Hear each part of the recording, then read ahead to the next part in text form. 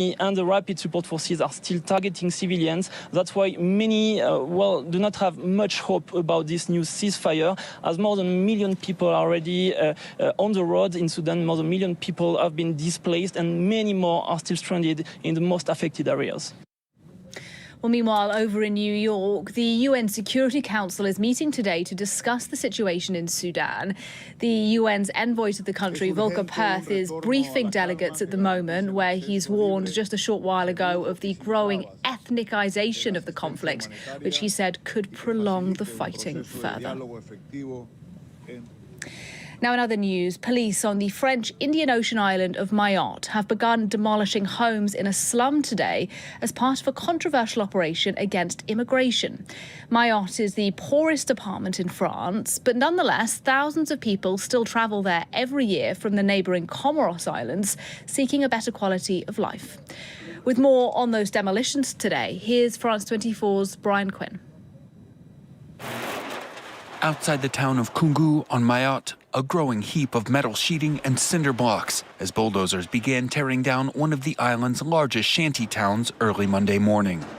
The objective, I've said it, is to put an end to shanty towns and move towards access to housing. That's the policy of Mayotte, so we'll continue to demolish. The operation has been delayed by a month amid court challenges.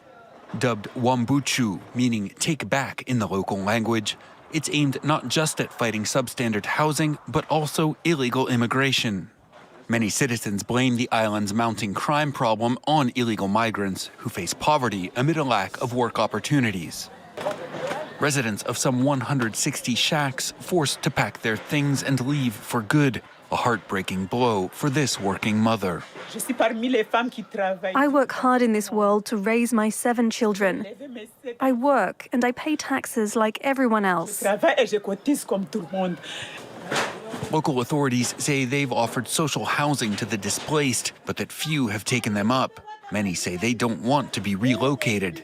Many more fear expulsion. Half of Mayotte's 350,000 residents don't have French nationality, with most undocumented migrants there coming from the neighboring Comoros Islands, which gained independence from France in 1974. The operation has sparked a diplomatic spat with Comoros, which has refused to take back its expelled citizens. French authorities say they plan to demolish some 1,000 illegal homes on Mayotte over the coming months. Now, Greece is on course for new elections next month after the centre-right Prime Minister Kyriakos Mitsotakis came out ahead in a vote on Sunday, but without enough for an outright majority. His New Democracy Party won over 40% of the vote, inflicting the heaviest defeat on the opposition in half a century. Now, Mitsotakis hopes the second election would offer him the ability to govern without needing a coalition partner. In the United States, US President Joe Biden and Republican House Speaker Kevin McCarthy are due to meet later on today to resume negotiations over raising the debt ceiling. The two sides are working to reach a deal before the US government runs out of money to pay its bills at the beginning of June, triggering a default and likely turbulence on the financial markets as well. Catherine Viette has this. Upbeat words from Joe Biden as he returned home from the G7 summit. The president spoke by phone to Republican House Speaker Kevin McCarthy as the two sides are set to resume negotiations on raising the debt ceiling. McCarthy characterized the chat as productive. What I'm looking at are where our differences are and how could we solve those. But I've been very clear to him from the very beginning. We have to spend less money than we spent last year. McCarthy and the Republicans are demanding deep spending cuts and restrictions on future spending, while also attaching other measures, including stiffer work requirements for recipients of government aid. Measures most Democrats are not in favor of. The president initially wanted the debt ceiling approved with no strings attached, saying the U.S. always pays its bills. But now Biden has made some concessions, agreeing to freeze spending and make some budget cuts as he urges Republicans to back off their extreme positions. It's time for Republicans to accept that there is no bipartisan deal to be made solely solely on their partisan terms. They have to move as well. All 4 congressional leaders agree with me that default is not, let me say it again, default is not an option. The stakes are high. A failure to raise the debt ceiling could have a catastrophic effect on the U.S. economy, tipping it into recession, while also having a broader impact on the global financial markets. In football news now, Vinicius Junior, the Real Madrid star, was once again the victim of racist abuse during a match against Valencia on Sunday. Today, his club filed a criminal complaint with Spanish prosecutors, saying the abuse he received was a hate crime. Peter O'Brien has this.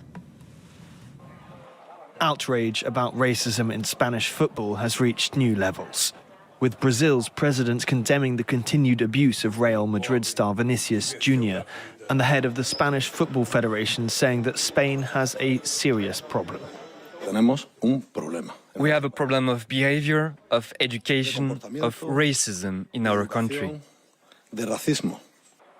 In an away match, a Valencia fan shouted slurs at the Brazilian international forward. Play resumed 10 minutes after an announcement calling for racist insults to stop. Real Madrid have filed a legal complaint, while Vinicius put out a statement saying that a championship that once belonged to great players now belongs to racists. The president of La Liga, Javier Tebas, responded that Vinicius needed to inform himself properly, complaining that the footballer hadn't turned up to 2 meetings about what they're doing to combat racism. Real Madrid coach Carlo Ancelotti agrees with his player, saying the league isn't doing enough. To think about taking a player off because of racism has never happened to me. The Spanish league has a problem, not Vinicius. Vinicius is the victim of a very serious problem. La Liga has lodged complaints to Spanish authorities about the repeated racism suffered by Vinicius. Meanwhile, Spanish police are investigating a hate crime after fans of rival club Atletico Madrid hung an effigy of Vinicius outside Real Madrid's training ground. And those are the top stories this hour on France 24. Thank you for watching.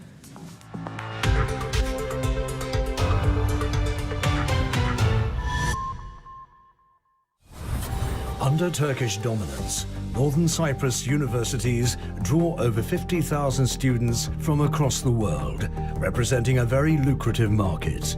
But the system is exploited by agents who promise dream schemes to attract clients. They lie for monetary gains. False promises including easy housing, low cost of living, abundance of jobs, and even a passage into Europe. I don't think this island will be very, very hard like this. I thought this island would be bed of roses, like others saying. Stuck with nowhere to go, without contacts or money, the dream quickly turns to a nightmare. France 24 observers bring you reporters in Northern Cyprus on France 24 and France24.com. Welcome to this special history episode of French Connections Plus. In this show, we're going to turn the spotlight on what has come to be seen as a dark period. The Middle Ages, le Moyen Âge in French. The Middle Ages covered 1,000 years, centuries full of political upheaval, royal intrigue, war, disease, and famine. But it was also a rich period of creative and intellectual development when France in many ways took on the shape we know today. Join us as we time travel back to le Moyen Âge. French Connection Plus on France 24 and France24.com.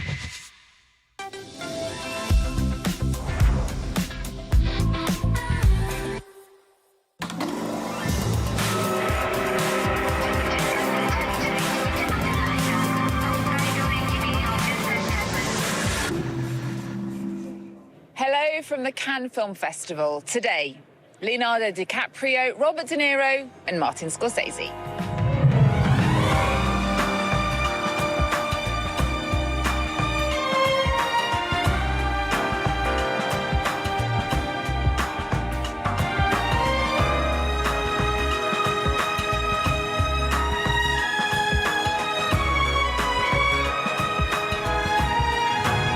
It's the hottest ticket at this year's Cannes Film Festival, Martin Scorsese's Killers of the Flower Moon, starring Leonardo DiCaprio, Robert De Niro and Lily Gladstone.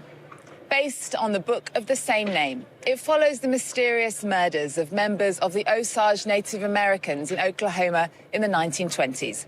It's Scorsese's 27th feature film, nearly half a century after he won the Palme d'Or for Taxi Driver. A welcoming wave from Leonardo DiCaprio for his adoring fans. He is in Cannes with director Martin Scorsese and the actor Robert De Niro. DiCaprio and De Niro are known for their roles in Scorsese films, and they are in his latest movie. The director himself turned 80 last year. The last film I had here in competition, I think, was After Hours, 1986. And so it's been a while. It was a formidable Hollywood trio on the red carpet. Being able to work with Mr. De Niro and Mr. Scorsese on a movie together, I'm humbled and honored. The fans, however far off, were thrilled. Leonardo, toujours aussi beau. Fait du bien. Mais lui, il nous a pas vus. Scorsese's film, Killers of the Flower Moon, tells the story of a series of murders targeting oil-wealthy Native Americans in the 1920s. It's one of the most anticipated premieres at Cannes this year. Scorsese won Cannes' top prize, the Palme d'Or, with his 1976 movie Taxi Driver, starring Robert De Niro. It's now 47 years on from that. The latest film is an epic. It runs for more than 3 hours. One of the main industry magazines, Variety, says it is overlong but never slow.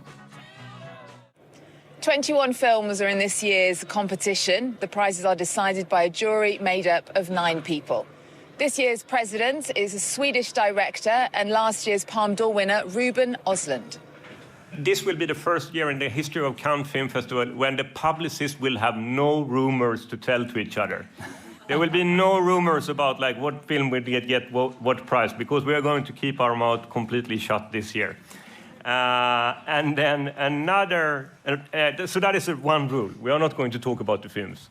If someone comes up to us and asks us about the film, then we just go, The 8 other members of the jury are Moroccan director Mariam Touzani, French actor Denis Ménochet, British-Zambian director Rungano Nioni, Argentinian director Damien Zifron, French director Julia Ducournau, and American actors Brie Larson and Paul Dano. There's also an Afghan-French writer and filmmaker, Atiq Rahimi. The culture editor from France 24's Arabic channel has been speaking to him.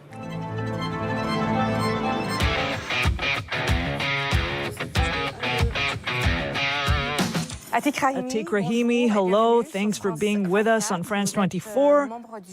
You are a member of the jury of the 76th edition of the Cannes Film Festival. What is the general atmosphere like on the jury ahead of awarding the Palme d'Or in a few days' time? There is a very good understanding and respect for everyone, for how they see things, their opinions on films. The jury comes from the 4 corners of the world, from different cultures. So necessarily, there are debates. That's what enriches the decision. The Cannes jury president, Ruben Östlund, says the choice for the Palme d'Or is bound to be political. What is a political choice for you? It's true that when you look at what is happening in the world, then cinema is one of the few media to interpret it. And its look at the world is necessarily political. And we are aware of that. We take that on board.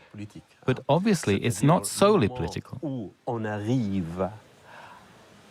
The moment you're able to find a poetic perspective on politics is when you can say that you have a film, that you have a work of art. Atiq Rahimi, you're a film director and a writer. You adapted your first novel to the cinema in 2004. How do you combine these two worlds, the world of cinema and literature?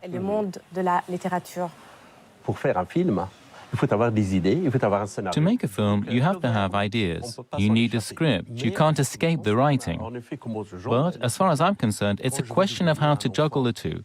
When I want to become a spoiled child with a whole team in front of me, like in an ego game with my characters, with my actors, then that's where I am a director.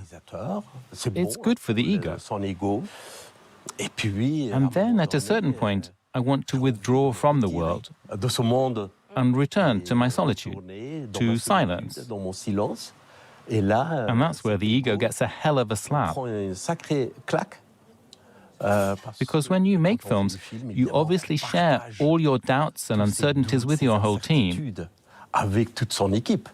But when you write, well, then there is no one to share that world with. So I need both. Are you currently working on a film? Yes, an animated one. One last question, Atiq Rahimi. I saw a quote of yours saying, "I write to give hope."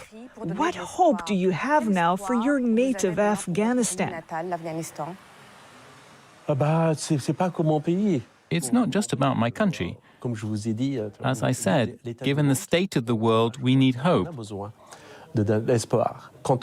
And when you need hope, it means that something is wrong.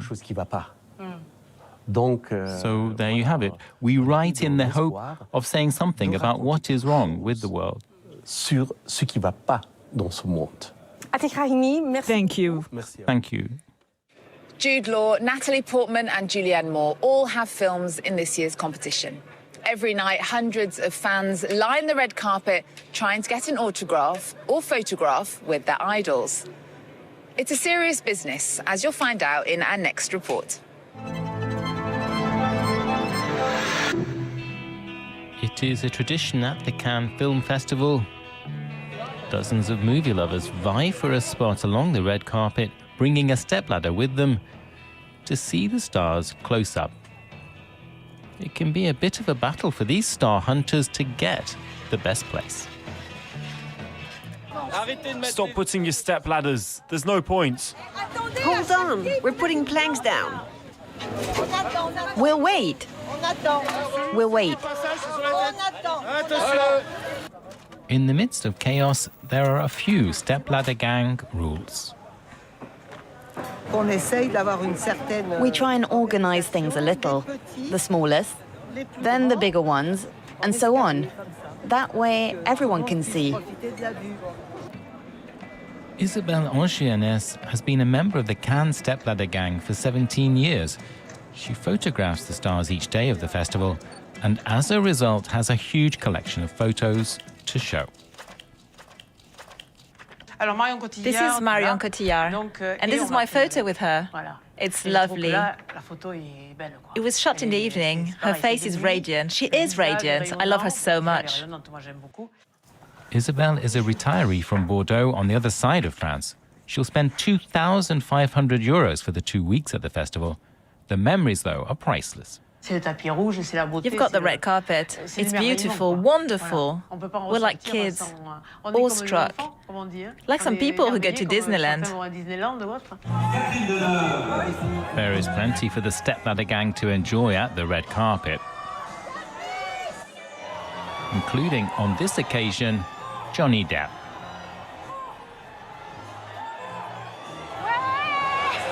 Isabelle is there, but is too far back to get what she wants.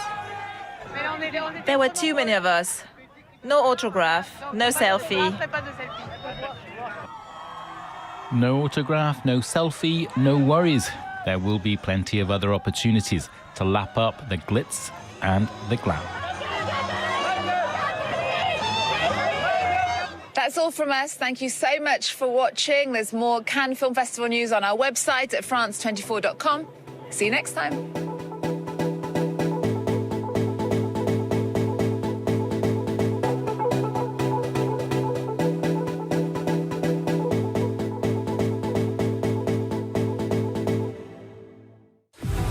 From a distance, it looks like a picture postcard.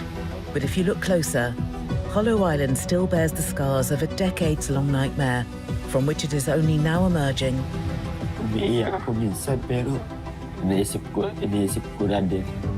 Situated in the south of the Philippines, it was the stronghold of one of the most violent Islamist separatist groups in the world, Abu Sayyaf, whose assassinations, kidnapping and piracy have left an impact that will be felt for years.